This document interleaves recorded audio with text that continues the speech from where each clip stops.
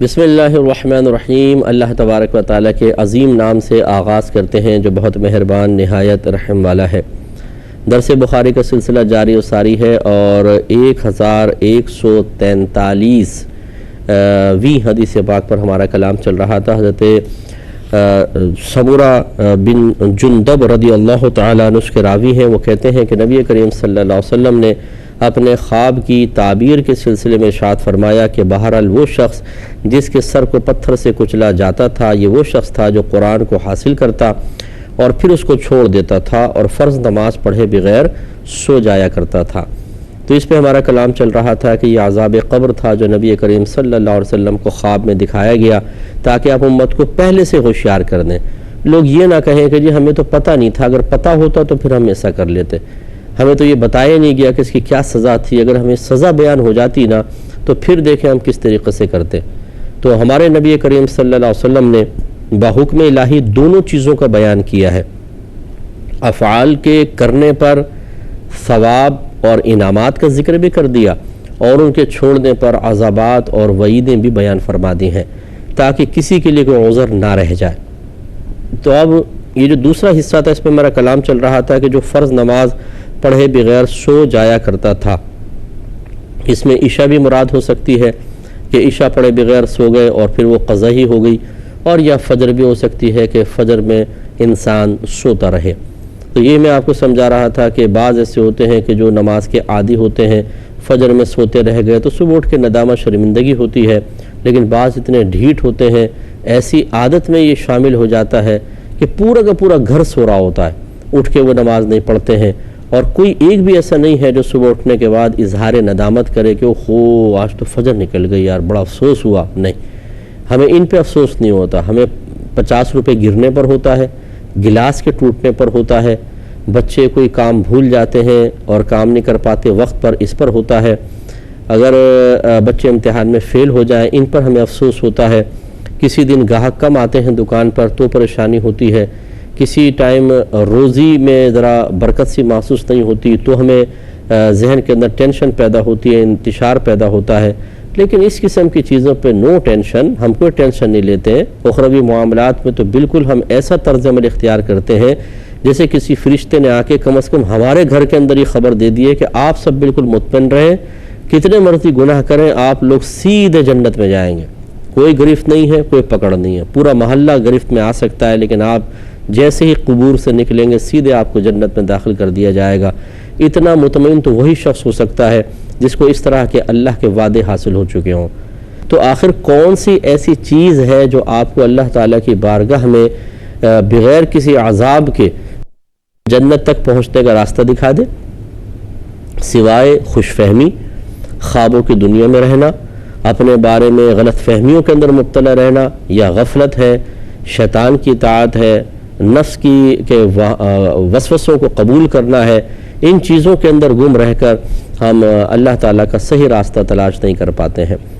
لہٰذا میں اپنے ان بہنوں اور بھائیوں کی خدمت میں گزارش کرتا ہوں جو جان بوجھ کر نماز قضا کرتے ہیں، اور ان کی بھی کہ جو یہ کہتے ہیں نہیں اٹھنے کا میرا ارادہ ہے لیکن اٹھ نہیں پاتا ہوں۔ اچھا کتنے عرصے سے نہیں اٹھ پاتے؟ 2 سال ہو گئے۔ ارے 2 سال! اگر گورنمنٹ آف پاکستان یہ اعلان کر دے جو فجر کی نماز با جماعت پڑھے گا اس کو روزانہ 1000 روپے ملیں گے، اب آپ دیکھیے کہ آپ کی مسجدیں کتنی بھری ہوں گی، صبح اتنا رش ہوگا گلیوں کے اندر جتنا کبھی آپ نے دن میں اور شام کے ٹائم بھی نہیں دیکھا ہوگا، سارے جا رہے ہوں گے مسجد۔ ارے نہیں جی، اللہ تعالیٰ کی اطاعت کرنی ہے، 1000 روپے کا سوال ہے، مہینے کے 30,000۔ تو ابھی جب مادی اشیاء کا اعلان ہو جائے، کوئی فائدہ حاصل ہو رہا ہو تو سب کے سب اٹھ جائیں اور گھر والوں کو بیدار کیا جائے۔ اب نہ بیٹے کی اذیت اور تکلیف پیش نظر ہے، نہ اس کی رات کی ڈیوٹی ہمارے سامنے ہوگی، نہ وہ خاتون اپنے سارے دن کی تھکی ہاری میں سوئی ہوں جیسے کہتی نہیں میں تو تھکی ہاری سوئی تھی، آنکھ نہیں کھلی، وہ تھکے ہارے پن کو بھی نظر انداز کرے گی۔ آنکھ کسی دن نہیں کھلے گی تو بہت ہی پچھتائیں گے، آج تو 1000 روپے نکل گئے۔ اور اہتمام کے لیے پڑوسیوں سے منتیں کی جائیں گی کہ دیکھو بھائی آپ تو اٹھتے ہی ہیں، ذرا دروازہ بجا دیجیے گا جب جانے لگے، یا پھر بڑا سا ایک الارم خرید کے لائیں گے، اس الارم کو لگایا جائے گا کہ نہیں بھائی صبح آنکھ کھلنی چاہیے۔ تو آپ تھوڑا سا غور کریں کہ دنیا کی مادی شے اگر سامنے آ جائے 1000 روپلی، تو اس کے لیے انسان کس قدر اہتمام کرنے کے لیے تیار ہوگا۔ ہم اپنے نفس سے پوچھیں تو وہ بھی کہے گا بے فکر رہے استاد، میں اٹھاؤں گا آپ کو، بے فکر رہے، آپ گہری نیند سوئے، یہ فقیر جاگ رہا ہوگا، تو نفس ہمارا تیار ہو جائے گا۔ لیکن جب اللہ تعالیٰ اس کے رسول انعامات ذکر فرمائے یا عذابات کا ذکر کریں، نہ نفس کو کوئی فکر ہوتی ہے نہ ہمیں ہوتی ہے، اور ہم شیطان کی اطاعت پر مجبور ہو جاتے ہیں۔ اس لیے خصوصاً میں جو گھر کے سرپرست ہیں ان کی خدمت میں گزارش کرتا ہوں کہ اپنے گھر والوں کو نماز کا عادی بنانا آپ کی ذمہ داری ہے۔ چاہے تو بچوں کو بے نمازی پن کا عادی بنا دیں، گالیوں کا عادی بنا دیں، انہیں تخریب کاریوں کا عادی بنا دیں، نفس و شیطان کی اطاعت کا عادی بنا دیں، اللہ کا نافرمان اور پکا مجرم بنا دیں، آپ کے ہاتھ میں۔ اور چاہیں تو نفس و شیطانی گرفت سے نکالیں، انہیں اچھا بنائیں، پاکیزہ بنائیں، نیک بنائیں، اپنے بچوں کو دین کے راہ پہ لگائیں، ان کو نمازی بنائیں، ان کو اللہ کا پیارا بنائیں، ان کو اللہ تعالیٰ کی بارگاہ سے برکات کے حصول کا وسیلہ اور ذریعہ بنائیں۔ یہ آپ کے ہاتھ میں ہے، فیصلہ ہمارے ہاتھ میں کیا کرنا چاہیے۔ اب اگر آپ کہتے ہیں کہ نہیں میں تو پہلا آپشن اختیار کروں گا، میں خود اپنے بچوں کو غفلت کی طرف لے کر جاؤں گا، بے راہ روی کی طرف، ان کے جرائم پہ پردہ ڈالوں گا، بلکہ حوصلہ افزائی کروں گا، جرموں پہ میں گرفت نہیں کروں گا، میں یہ چاہتا ہوں، اگر یہ آپ چاہتے ہیں تو پھر ذرا سوچئے یہ آپ اپنے اولاد کے ساتھ دوستی کر رہے ہیں کہ دشمنی کر رہے ہیں، اور کیا ایسا کرنا چاہیے؟ اور جو سیکنڈ آپشن ہے کیا وہ اچھا نہیں ہے، اللہ تعالیٰ اس کے رسول کی رضا والا نہیں ہے؟ کیا اس میں آپ کے اولاد کو موت کے وقت قبر میں بروز قیامت اور پھر جنت میں جا کر کی راحتیں حاصل نہیں ہوں گی؟ اور کیا اس کی برکات آپ دنیا میں نہیں سمیٹیں گے، پورا گھر نہیں سمیٹے گا؟ تو کیوں ہم جان بوجھ کر اپنے پاؤں پہ کلہاڑیاں مار رہے ہیں؟ سب چیزیں معلوم ہیں، سب چیزیں جانتے ہیں، لیکن غفلت ہم نہیں چھوڑتے ہیں۔ اس لیے ہمت کرنے کی ضرورت ہے۔ یہ سوچنا کہ یار اب اتنا عرصہ ہم نے گزار لیا، اب کیا میرا گھر کا ماحول بنے گا، یہی ہماری میجر مسٹیک ہوتی ہے۔ آپ گھر میں پہلے کیسے تھے کیسے نہیں، نئے سرے سے آپ کوشش کریں۔ سمجھیں آج ہم پیدا ہوئے ہیں، بس اللہ نے آج ہمیں پیدا کیا، اب مجھے اپنے گھر کا ماحول بنانا ہے، تو ہمت کریں گے تو انشاءاللہ بنے گا۔ اور اگر آپ یہی سوچتے رہیں گے، اپنے ماضی کو دیکھتے رہیں گے کہ اب میں کس منہ سے اپنے بچوں کو کہوں، کس منہ سے اپنی بیوی کو کہوں، کیسے اپنے گھر میں ماحول بناؤں، اور آپ کم ہمتی کا شکار ہوتے رہیں گے، کبھی بھی ماحول نہیں بنے گا۔ ہمت کریں اور کوشش کریں، ابتدا تو کریں۔ اللہ تبارک و تعالیٰ اپنے بندے کو توفیق اور ہمت دے کر ابتدا کروا دیتا ہے، اور پھر اس کے لیے امداد کے دروازے کھول دیتا ہے۔ کتنے لوگ ایسے ہیں، الحمدللہ میری تو چونکہ تبلیغ کی عمر ہے، ایک طویل عمر ہے جس میں میں نے تبلیغ کی ہے، اور ہم یہ دیکھتے ہیں کہ پورے کے پورے خاندان چینج ہو گئے۔ پہلے جو مطلب دین کا نام سن کر بیزار ہوتے تھے، آج ان کو آپ دیکھ لیں تو ان کے گھر میں ماشاءاللہ دین سب سے زیادہ آپ کو نظر آئے گا۔ اس لیے ہمت کرنے سے ہوتا ہے، آدمی ذہن بنا لیتا تو سب کچھ ہو جاتا ہے۔ تو بہرحال نماز کبھی قضا نہیں ہونی چاہیے۔ جو حفاظ کرام ہیں ان سے گزارش ہے کہ قرآن کو حفظ کریں تو پھر اس کی حفاظت بھی کریں، اور یہ اچھی طرح یاد رکھیں کہ آخرت میں انعام بے عمل حافظ کے لیے نہیں ہے، باعمل حافظ قرآن کے لیے ہے۔ میرے آقا صلی اللہ علیہ وسلم نے ارشاد فرمایا کہ جس نے قرآن کو یاد کیا پھر اس کے حلال کو حلال اور حرام کو حرام جانا، وہ اپنے خاندان میں سے 10 ایسے افراد کی شفاعت کرے گا جن پہ جہنم واجب ہو چکی ہے۔ معلوم یہ ہوا کہ یہ جو فضیلت ہے وہ باعمل حافظ قرآن کے لیے ہے۔ بے عملی کی تصویر نہ بنے کہ صرف آپ نے قرآن حفظ کر لیا تو اب سوچا کہ اب اللہ تعالیٰ نے نمازوں کا پوچھے گا، نہ لڑکیوں کو چھیڑنے کے بارے میں میری گرفت ہوگی، نہ علم دین سے دور رہنے کے بارے میں، نہ میں داڑھی رکھوں نہ رکھوں اس کے بارے میں کوئی گرفت ہوگی، اب میں شتر بے مہار بن سکتا ہوں۔ غلط ہے۔ انبیاء علیہم السلام جب شرعی احکام سے روح گردانی نہ کریں، صحابہ کرام نہ کریں، اولیاء عظام نہ کریں، تو آپ صرف حافظ قرآن ہو کر کیسے اپنے آپ کو مستثنی سمجھ سکتے ہیں؟ اس لیے اس کی ہمت کریں اور علم دین سیکھیں، اس کے تقاضے کے مطابق عمل پیرا ہوں۔ اگلے باب کی طرف آتے ہیں۔ باب اذا نام ولم یصلی بال الشیطان فی اذنہ، جو شخص سو جائے اور نماز نہ پڑھے تو شیطان اس کے کان میں پیشاب کر دیتا ہے۔ بتاؤ اب کتنے کان ایسے ہیں مسلمانوں کے جو کموڑ بنے ہوئے شیطان کے لیے، روزانہ وہ آ کے یہیں پہ آگے پیشاب کر جاتا۔ 1144 نمبر حدیث پاک ہے، حضرت عبداللہ رضی اللہ تعالی عنہ بیان کرتے ہیں کہ کہ نبی کریم صلی اللہ علیہ وسلم کے سامنے ایک شخص کا ذکر کیا گیا تو پس بتایا گیا کہ وہ شخص صبح تک سوتا رہتا ہے،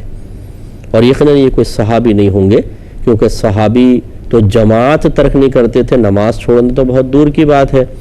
تو یہ شخص صبح تک سوتا رہتا ہے، نماز کے لیے نہیں اٹھتا۔ آپ نے فرمایا کہ شیطان اس کے کان میں پیشاب کر دیتا ہے۔ معلوم یہ ہوا کہ جو صبح تک سوتا رہے، نماز نہ پڑھے، اب چاہے وہ عشاء کی آپ لے لیں، وہی کہ عشاء نہیں پڑھی اور صبح تک سوتا رہا حتیٰ کہ فجر کے وقت شروع ہو گیا، نماز قضا ہو گئی، یا خاص فجر کی لے لیں، تو میرے آقا صلی اللہ علیہ وسلم نے ایک ایسی چیز کا ذکر فرمایا کہ اگر ہم اس پہ غور کریں تو بڑی کراہت ہے کہ شیطان ہمارے کان میں پیشاب کر دے۔ اب یہاں پر بھی علماء کرام وہی دو رائے رکھتے ہیں کہ بعض نے کہا یہ اپنی حقیقت پر ہے کہ شیطان ایسے شخص کے کان میں پیشاب کر دیتا ہے، لیکن اس پیشاب کی حقیقت ہمیں محسوس نہیں ہوتی، حسی طور پہ ہمیں محسوس نہیں ہوتا کہ صبح صبح کان گیلا ہو رہا، انگلی ڈالے تو یہ شیطان نے پیشاب کر دیا، ایسا تو نہیں ہوتا عموماً، بلکہ یہ پیشاب وہ کر جاتا ہے اور ہمیں محسوس نہیں ہوتا ہے، لیکن بہرحال شیطان کا پیشاب سے کان تو گندا ہوتا ہے۔ اور یا پھر مراد ہے اس فعل کی قباحت کا ذکر کہ حقیقتاً شیطان آ کے پیشاب نہیں کرتا، لیکن سرکار کے کہنے کا مطلب یہ ہے کہ یہ اتنا برا ہے گویا کہ شیطان آ کے کان میں پیشاب کر دے۔ جیسے ہم بعض اوقات کہتے ہیں اس چیز کو ہاتھ نہ لگاؤ، یہ تو بالکل ایسا جیسے تم نے پیشاب میں ہاتھ ڈال دیا ہو۔ تو یہ تشبیہ دی ہے سرکار نے ایک اس فعل کی برائی اور قباحت کو بیان کرنے کے لیے کہ اگر کوئی شخص سوتا رہے اور نماز نہ پڑھے تو گویا کہ وہ ایسا ہے کہ اس کے کان میں شیطان نے پیشاب کر دیا ہے۔ اب چاہے یہاں بیان حقیقت ہو یا تشبیہ مراد ہو، لیکن بہرحال یہ تو کنفرم ہے کہ نبی کریم صلی اللہ علیہ وسلم اس عمل کی برائی کا ذکر فرمانا چاہتے ہیں، اور جس عمل کو میرے آقا صلی اللہ علیہ وسلم برا کہہ دیں تو محبت رسول کا تقاضا یہ ہے جس کو محبوب برا سمجھے ہم بھی اس کو برا سمجھے، اور جس کو محبوب اچھا سمجھے ہم بھی اس کو اچھا سمجھے۔ محبت کا تقاضا تو یہ ہے، لیکن ہمارا عشق رسول ماشاءاللہ ایسا زبردست ہے کہ جہاں کھانے پینے کا موقع ملے، جہاں پہ کوئی محنت نہ کرنی پڑے، مطلب محنت اس طرح کی کہ استقامت سے شرعی احکام پر عمل پیرا ہوں، ویسے بھاگ دوڑ کروا لیں۔ میں نے نوجوانوں کو دیکھا بڑی بھاگ دوڑ کریں گے، بھاگیں گے، دوڑیں گے، بھاری بھاری سیڑھیاں اٹھائیں گے، سب کچھ کریں گے، کیونکہ اس میں بھی حفظ نفس ہوتا ہے، نفس کو بڑا سکون ملتا ہے، اس کو مزہ آتا ہے ان کاموں کے اندر۔ تو مراد میری وہ ہے کہ اگر کوئی واقعی سرکار سے محبت رکھتا ہے تو پھر محبوب جس چیز کو محبوب رکھے تو بس اس کو آدمی پورا کرے، لیکن ہمارا معاملہ یہ ہے کہ ہم یہ نہیں دیکھتے کہ اللہ تعالیٰ اس کے رسول کیا چاہتے ہیں، بلکہ ہم یہ دیکھتے ہیں کہ کن کاموں کو ہم چاہتے ہیں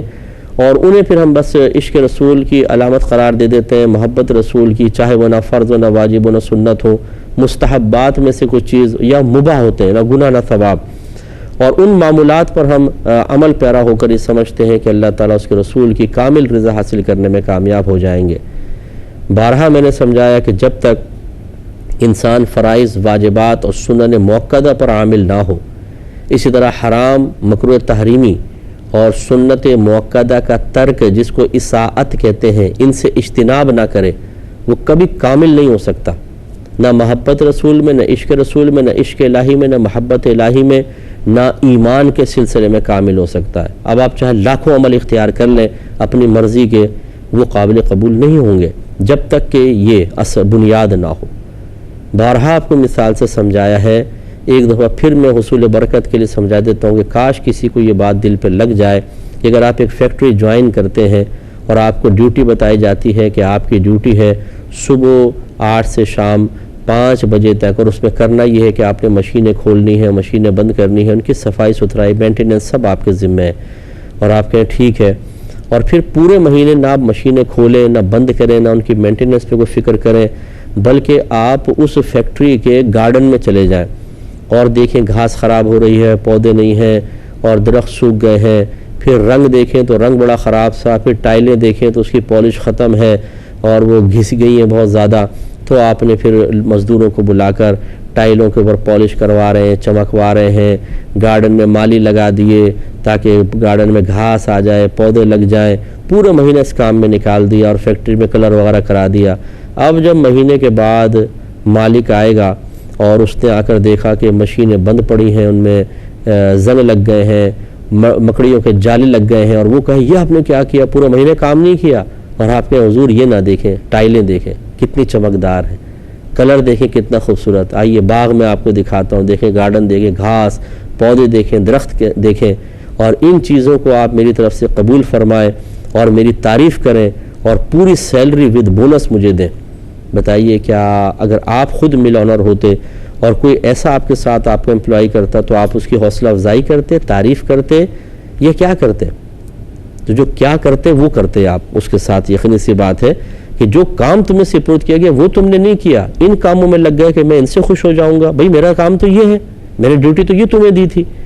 بس بلا تمثیل۔ اسی طریقے سے اللہ تعالیٰ اس کے رسول نے 3 کام کرنے کا حکم دیا، فرائض، واجبات، سنن موقدہ، ان میں بالکل کوتاہی نہ کرو،